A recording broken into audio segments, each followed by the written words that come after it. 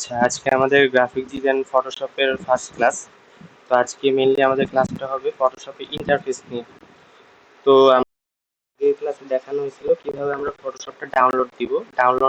ডাউনলোডের পুরো লিঙ্কটা দেওয়া হয়েছিল, এন্ড যে লিঙ্কটা দিছিলাম ওখানে দেওয়া আছে যে how to install this software. হ্যাঁ, তো সেখান থেকে আপনারা দেখে নিতে পারবেন যে কিভাবে আপনার পিসিতে সেট আপ দিতে হয়।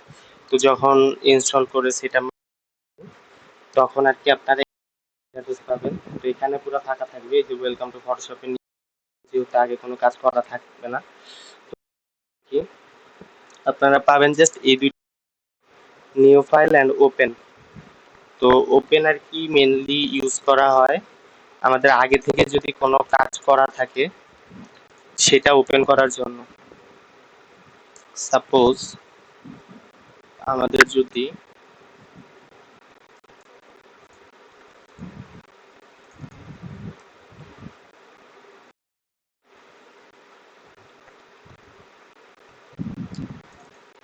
আমাদের সাপোজ একটা আমরা কাজ আগে থেকে একটুখানি করে রাখছি, তো কালকের জন্য রাখলাম, এন্ড কালকে আমি ওইখান থেকে শুরু করব যেখান থেকে কাজটা শেষ হয়েছিল। তো ওখানে আর কি জাস্ট আমরা সেভ করে যখন রেখে পিএসডি ফাইল হয়ে থাকবে, জাস্ট ওপেনে দিলে তখন আমরা পিএসডি ফাইলটা সিম্পলি ওপেন করে নিতে পারবো।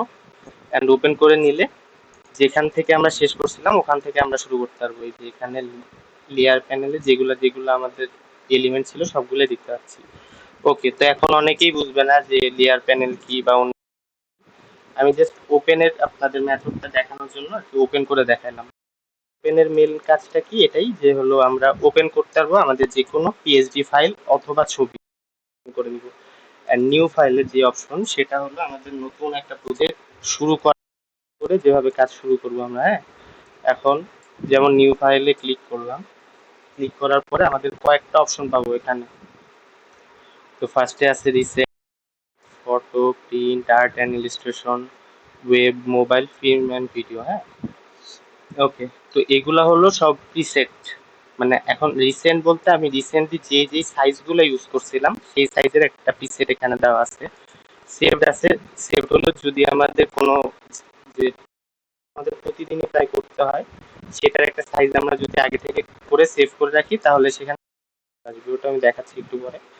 ওকে, এন্ড এখানে ফটো, ফটো বলতে যে আমাদের কিছু পোর্ট্রেটের ফটো থাকে, ল্যান্ডস্কেপ ফটো থাকে, মানে মেনলি আর কি ফটোর যে এডিটিং ওগুলার কিছু সাইজ থাকে, যে যেই সাইজগুলোতেই মেনলি ফটোগুলো এডিট করা হয় সেগুলোর সাইজ। তো এই প্রিসেটগুলো আমরা সোজাসুজি মনে রাখবো যে এগুলো যে সাইজ, মানে ক্যানভাসের সাইজ, বাকি কাজ আমরা সাইজের উপরে করবো। হ্যাঁ, কারণ সাইজটা ইম্পর্টেন্ট কেন, সাইজটা ইম্পর্টেন্ট হলো যে আমাদের এক একটা মিডিয়াতে এক এক রকম সাইজ চাই। যেমন সরি, যেমন ফেসবুকে যদি আমরা কাজ করি, আমরা বেশিরভাগই দেখি কিন্তু যে আমাদের যে ইয়েগুলা থাকে, ছবিগুলা থাকে, যদি আমি একটু ওপেন করে দেখাই যে কোন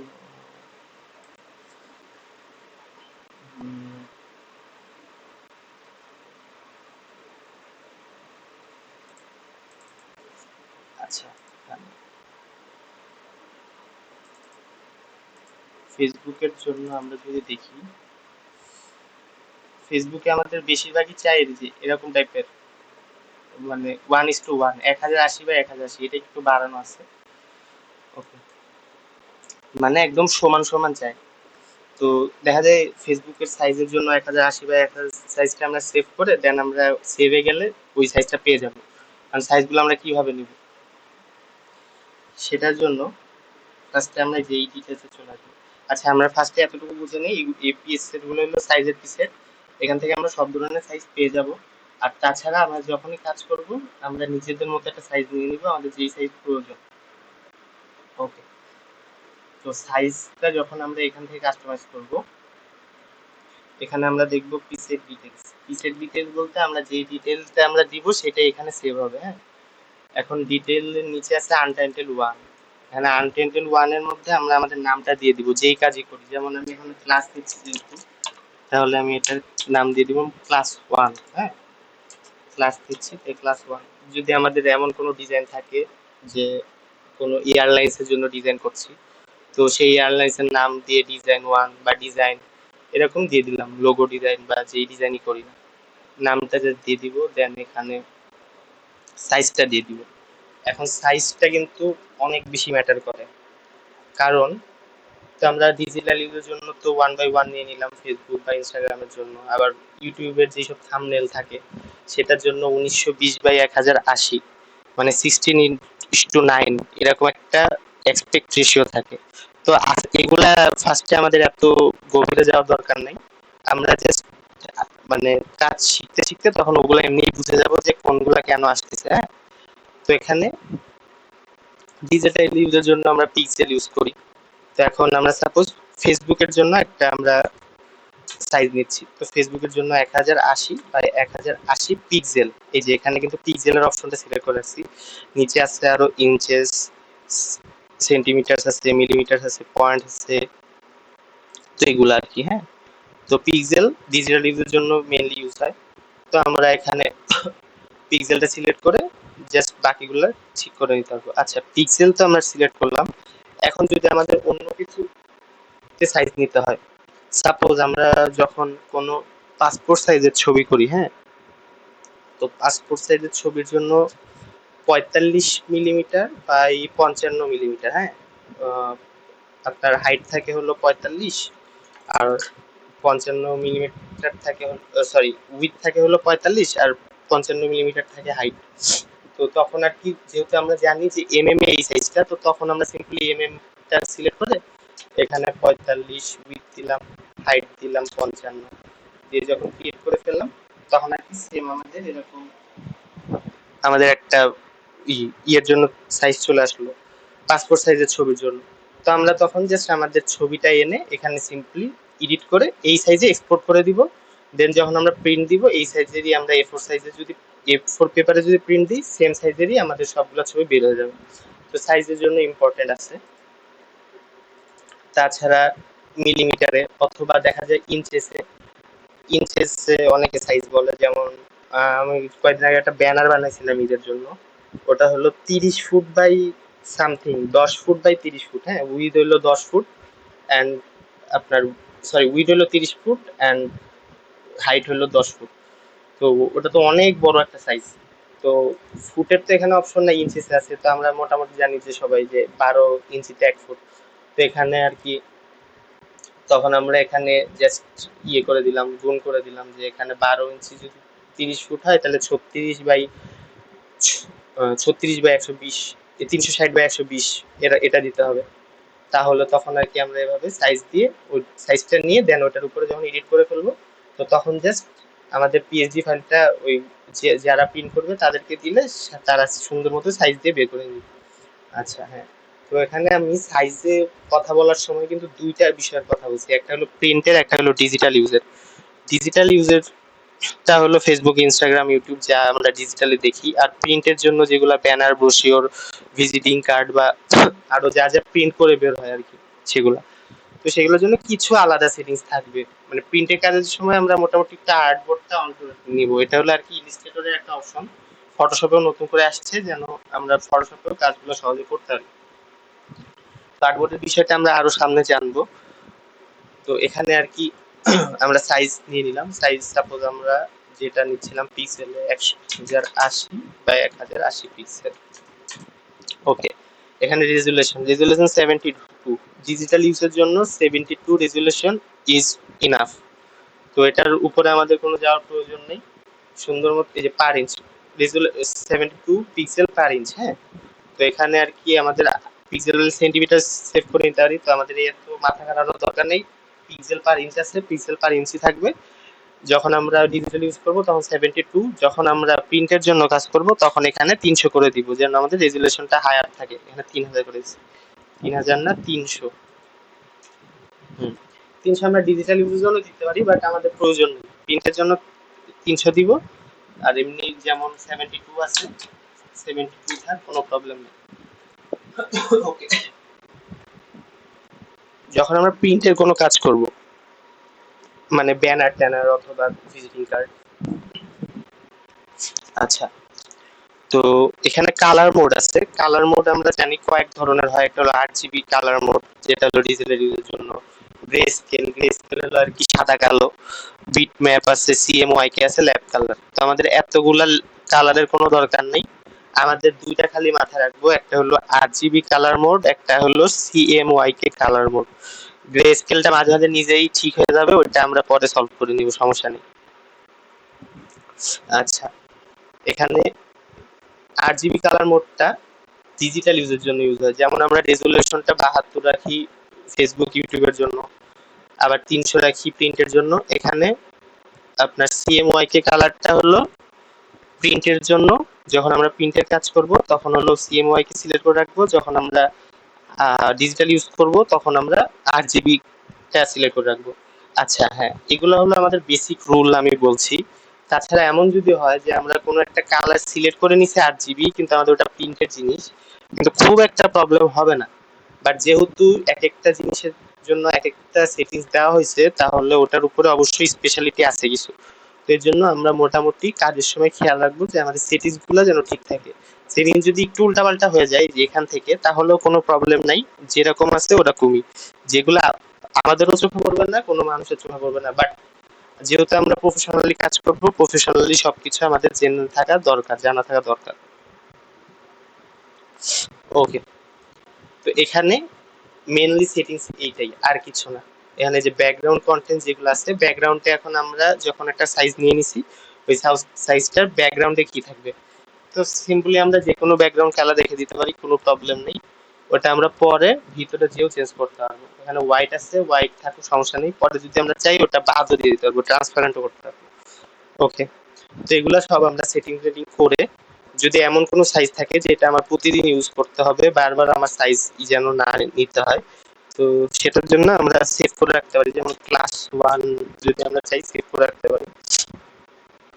এই যে যদি এখানে দিই, তাহলে যে সেম প্রিসেটটা মানে একদম সব সেটিংসে সেভ হয়ে চলে যাবে। এই যে আমাদের রিসেন্টের পরে যে সেভ এর অপশন দিচ্ছেন 1080x1180, তারপরে ইয়েতে 72 পার ইঞ্চ পিক্স রেজুলেশন, সব একদম সেটিংসটা হইলে আমরা যদি ঢুকি এখানে ডাবল ক্লিক করে ঢুকে যাব।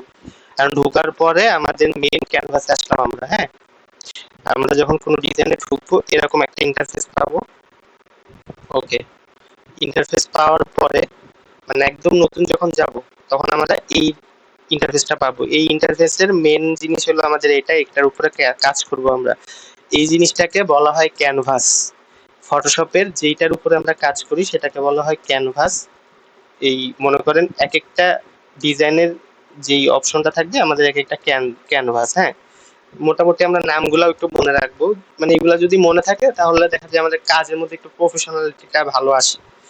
ওকে, দেন আমাদের একদম লেফট সাইডে যেটা পাবো সেটা হলো টুলবার। টুলবারে হলো আমাদের সব ধরনের টুল পাবো, যে যে টুলগুলো আমাদের কাজের জন্য ইউজ হবে, যে যেই টুলগুলো আমাদের কাজের জন্য ইউজ হবে সেই টুলগুলো পেয়ে যাবো এখানে। যেমন এটা মুভ টুল, এটা হলো আমাদের রেক্টেঙ্গেল মার্কি টুল, এটা সিলেকশনের জন্য ইউজ হয়। এটা ল্যাসো টুল, এটাও সিলেকশনের জন্য ইউজ হয়। এটা হলো অবজেক্ট সিলেকশনের জন্য ইউজ হয়, এটা ক্রপের জন্য ইউজ হয়। দেন এটা হিলিং এর জন্য ইউজ হয়, ইরেজের জন্য ইউজ হয়, ব্রাশের জন্য ইউজ হয়। এক একটা টুল আমরা এক একদিন করে শিখবো। তো এতগুলো টুল দেখে কারোরই ভয় পাওয়ার কিছু নাই, আমরা শুধু মনে রাখি আজকে যে এটা হলো আমাদের টুলবার, যে কোনো ধরনের টুল আমরা এই টুলবার থেকে পেয়ে যাব। ওকে, তো লেফটে আমরা পেয়ে গেলাম টুলবার। বাকিটা শুনতে পাচ্ছেন? কথা ক্লিয়ার?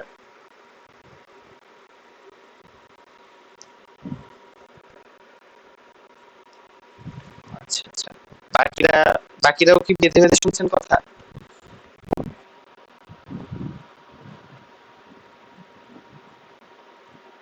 আচ্ছা আচ্ছা, মেবি একটু নেটে প্রবলেম, কিছু করার নাই তাহলে। ওকে, তো আমরা টুলবারে একটা জিনিস খেয়াল রাখবো, সেটা হলো যখন আমরা টুলবারে যে কোনো একটা টুলের উপরে কাজটা কিছুক্ষণ রেখে দিচ্ছি, সেখানে সেই টুলের একটা পুরো ওভারভিউ চলে আসে, মানে সেই টুলটা দিয়ে কি করা হয়, সেই টুলটা আমরা কিবোর্ডের শর্টকাটে কি কোথায় পাবো সব পেয়ে যাব টুলের নাম সহ। যেমন আমরা প্রথম টুলটার উপরে যখন কার্সারটা রাখলাম, সেখানে আমরা দেখতে পাচ্ছি একটা কচ্ছপের ছবি আছে, সেটা মুভ করছে। হ্যাঁ, এন্ড এখানে লেখা আছে মুভ টুল, এন্ড কিবোর্ডের ভি চাপ দিলে আমরা মুভ টুলে চলে আসবো। তো এটা আর কি আমাদের একটা সুবিধা, অ্যাডভান্টেজ বলতে পারেন, যে যদি আমরা কোনো ট্যুর সম্পর্কে ভুলেও যাই, জাস্ট আমরা কাজটা উপরে রাখলে মোটামুটি সেটার ওভারভিউটা দেখলে সেটার কাজটা আমরা বুঝতে পারবো। তো এমনিতে যদি আমরা ক্লাস করতে করতে ট্যুরগুলো আমাদের মোটামুটি মুখস্থই হয়ে যাবে। তাছাড়া আমাদের সব এগুলা জানলে দেখা যায় অনেক কিছু শর্টকাট মনে থাকে না। তো এখানে জাস্ট আমরা ক্লিক জাস্ট কার্সরটা দেখে শর্টকাটটা দেখলাম, দেন পরে শর্টকাটটা ইউজ করলাম। ওকে, তো আমরা টুল বার সম্পর্কে জানলাম। উপরে যেটা আছে সেটা হলো মেনু বার। এখানে হলো মেনুর অপশনগুলো আমরা পাবো, হ্যাঁ, যেমন file, edit, image, layer, type, selection, filter, 3D view, plugins, window help, সব ধরো মানে যেই মেনুগুলো আছে এক একটার কাজ এক এক রকম। তো আমরা এগুলো সব এডিটের সময় টুলবারের সাথে এগুলো আমাদের অনেক সময় কাজে লাগবে, ওটাও অবশ্যই লাগবে। তো এগুলা আমরা আস্তে আস্তে দেখবো সামনে ক্লাসগুলোতে।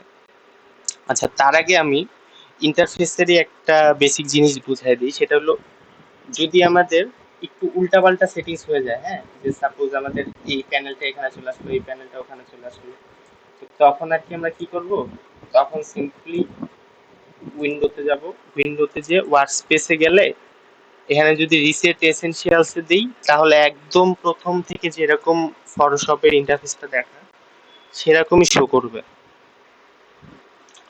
তো যদি দেখা যায় আমাদের একটু নাড়াচাড়া লেগে উল্টাপাল্টা হয়েও যায়, তাও ভয় পাওয়ার কোনো কারণ নেই, ঠিক হয়ে যাবে আর কি, আমরা ঠিক করতে পারবো। জাস্ট এতটুকু মনে রাখবো, উইন্ডোতে যাব, ওয়ার্কস্পেসে যাব, দেন আমাদের ওয়ার্কস্পেসটা রিসেট মেরে দিব, রিসেট এসেনশিয়ালসে যে।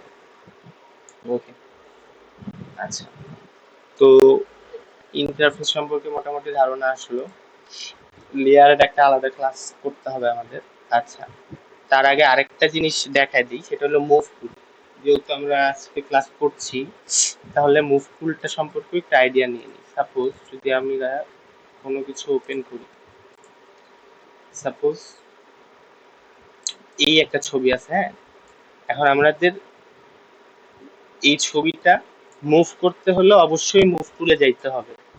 কারণ যদি আমাদের যে বাকি টুলগুলো আছে, বাকি টুলগুলো যখন সিলেক্ট করব, সিলেক্ট করার পরে সেই টুলেরই কাজ করবে যতক্ষণ না আমরা মুভ টুলে চলে আসবো। হ্যাঁ, এখন সাপোজ আমাদের এটা ইরেজার টুলে আমরা চলে আসলাম, কারণ ইরেজার টুলে এভাবে আর কি ইরেজ হচ্ছে কিন্তু, হ্যাঁ। তো এখন অনেকেই মনে করতে পারেন যে আচ্ছা আমি তাহলে মুভ করে নিই, তো মুভ করলে কিন্তু এই ইরেজার টুল সিলেক্ট হয়ে আছে, ইরেজার টুলই সিলেক্ট হয়ে থাকবে, মুভ আর হবে না। তাই অবশ্যই যখনই আমাদের কোনো টুলের কাজ শেষ হয়ে যাবে, সেই কাজ শেষ হলে সিম্পলি আমরা এখানে মুভ টুলে চলে আসবো, তাহলে আর কি আমরা জিনিসগুলো মুভ করতে পারবো। অ্যান্ড মুভ টুলের শর্টকাট হলো কিবোর্ডে ভি, কিবোর্ডে যদি ভি চাপ দিই তাহলে মুভ টুলে চলে যাবো। এখন মনে হইতে পারে যে এটা তো স্বাভাবিক বিষয়, যেই টুলে কাজ করব সেই টুলেই তো যাবে, এটা স্বাভাবিক। কিন্তু আর কি যখন কাজ করবেন তখন বুঝতে পারবেন যে মাঝে মাঝে মনেই থাকবে না যে আমি কোন টুলে আছি। তো তখন আর কি দেখা যাবে আপনি করতে যাচ্ছেন মুভ, তখন হয়ে যাচ্ছে আপনার অন্য কিছু, ব্রাশ বা ইরেজ অথবা হিল, তখন একটু আপনার প্রবলেম হতে পারে। এই জন্য আমি কাছ থেকে আর কি বলে যাচ্ছি, মানে যেগুলা প্রবলেম হওয়ার কথা মোটামুটি আগে থেকেই আমি জানি, এই জন্য আর কি অনেক কিছু বলে দিই আগে থেকে। ওকে, যাই হোক, তো মুভ টুলের কাজ হলো মেনলি মুভ করা, মুভ টুলের কাজ হলো মুভ করা, শুধুমাত্র যে মুভ,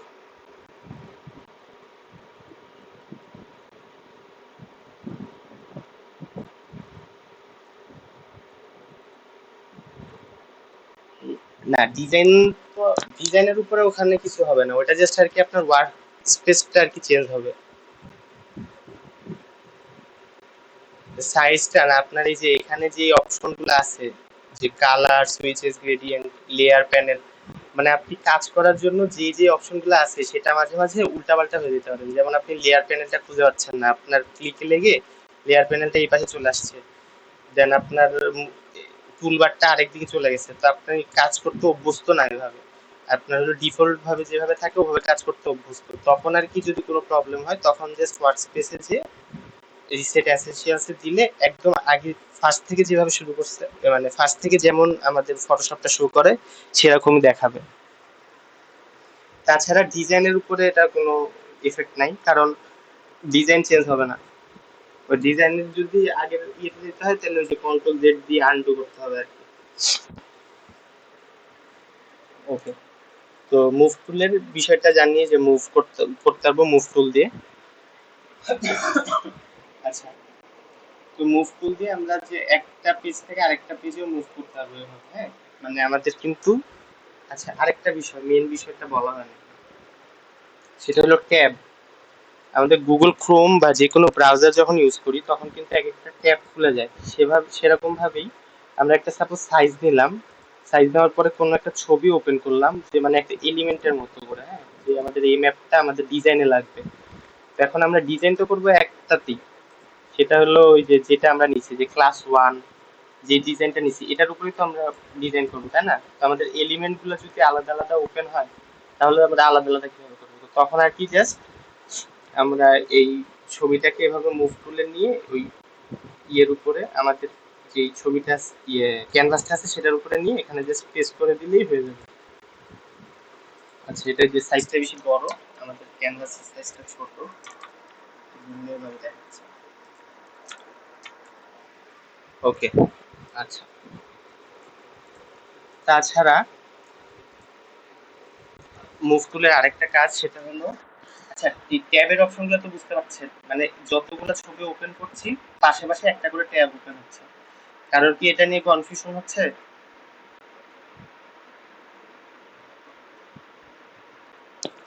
কি হচ্ছে?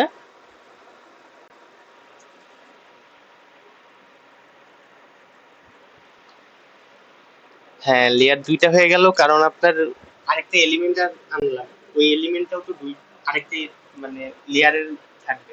লেয়ারের ক্লাস আমরা সামনে নিব, সমস্যা নেই। মানে এতটুকু আমরা বুঝি, লেয়ার হলো মানে যতগুলা এলিমেন্ট নিব সবগুলা এলিমেন্ট এক একটা লেয়ার হয়ে থাকবে।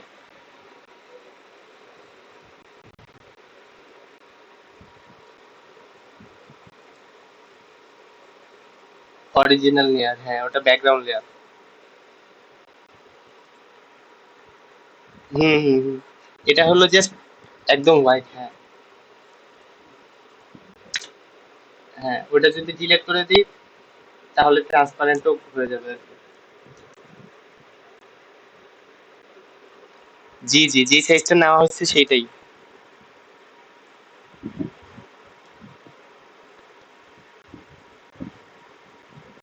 আচ্ছা, ক্লাস শেষে আমরা এই বিষয়ে কথা বলবো, কারণ রেকর্ড হচ্ছে তো, রেকর্ডের মধ্যে এগুলা বিষয় ইয়ে হবে, পরে আর কি যারা ক্লাস দেখবে ওরা বুঝতে পারবে না ঠিক মতো। তো আমরা ক্লাস শেষে যা যা ডাউট থাকবে 15 মিনিট টাইম দেওয়া হবে, ওর মধ্যে জিজ্ঞেস করেন। আচ্ছা, তো মানে আমাদের আর কি একটা ক্লাস এক একটার সাথে রিলেটেড থাকবে, তো দেখা যায় সামনের ক্লাসে হইলে আমরা ওটা বুঝতে পারবো, হ্যাঁ। তো আপাতত যেগুলো বুঝাচ্ছি ওগুলো বুঝতে থাকেন। তাছাড়া যদি কোনো কোশ্চেন থাকে, ডাউট থাকে, তাহলে ক্লাস শেষে করেন। তাহলে আর কি রেকর্ডেড ক্লাসগুলা সুন্দরভাবে হবে এন্ড মানে কারোর কনফিউশন হয়ে যাবে না। আচ্ছা, তো এইভাবে আর কি জাস্ট মুভ টুল দিয়ে মুভ করতে পারবো। এন্ড মুভ টুলের আরেকটা কাজ সেটা হলো ট্রান্সফর্ম, মানে ছোট বড় করা। এখন আমরা মুভ টুল সিলেক্ট করে যদি এটার উপরে ক্লিক করি তাহলে কিন্তু আমরা ট্রান্সফর্মের অপশনটা পাবো না। ট্রান্সফর্মের অপশনটা পাইতে হলে আমাদের কন্ট্রোল টি দিয়ে এটা ছোট বা বড় করতে হবে, ট্রান্সফারের যে অপশন, ট্রান্সফর্মের যে অপশন। ওকে, তো কন্ট্রোল টি দিয়ে যদি আমরা ছোট বড় করি তাহলে এটা হলো যেই রকম রেশিও আছে সেই রেশিওতেই ছোট বড় হবে। তাছাড়া আমরা যদি স্ট্রেচ করতে চাই, স্ট্রেচ বলতে মানে লম্বা যেমন আছে ওরকমই থাকবে, জাস্ট আড়াআড়ি কমবে। তো আমরা সেটা শিফট যদি দিয়ে ধরি তাহলে এভাবে আর কি আমরা স্ট্রেচ করতে পারবো ছবিটা, হ্যাঁ। তো ট্রান্সফর্মের কাজ এটা। তো আমরা আজকে শিখলাম যে কিভাবে আমরা একটা ক্যানভাস নিব, ক্যানভাস নেওয়ার পরে মানে আমাদের কি কি থাকবে ইন্টারফেসে, এন্ড আমাদের মুভ টুলের কাজটা কি, এন্ড মুভ টুলে যাওয়ার পরে ট্রান্সফর্ম কিভাবে করব, ছোট বা বড় কিভাবে করব। তো ট্রান্সফর্মের জন্য আমাদের অবশ্যই কন্ট্রোল টি দিতে হবে। কন্ট্রোল টি, কিবোর্ডের কন্ট্রোল টি চাপ দিলে তখন আমাদের ট্রান্সফর্মের অপশনটা পাবো। ওকে, তো ক্লাস আজকে এতটুকুই ছিল। টি টি, হ্যাঁ টমের টি। ওকে, তো আজকে আমাদের ক্লাস এতটুকুই। কারো যদি কোনো কোশ্চেন